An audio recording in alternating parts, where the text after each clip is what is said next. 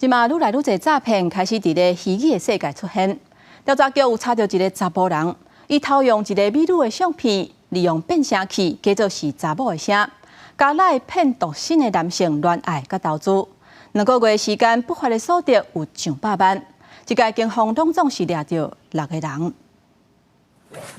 霹雳小组为关楼水降落来抓诈骗的大本营。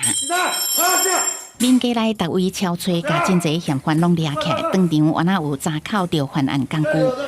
这伫调查官正平，这个勇壮的查甫人为网络顶掠美女图，随机加 Line 专门交一寡歪交际的查甫人，再搁用变声器甲较低声音变做西奶的查某声，或者罗汉卡陷入恋爱气氛，下一步就是诈骗。取得被害人的信任，随即提供不实投资或赚钱机会诈骗受害人，以虚拟货币投资，进而洗钱藏匿不法所得。姓吴的主嫌带头的不法集团，透过网络游戏网站，专门找无头路的查甫查某，伫新北市的淡水做伙诈骗。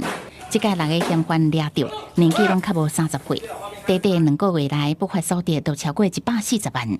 以涉犯加重诈欺等罪，向法院申请羁押获准。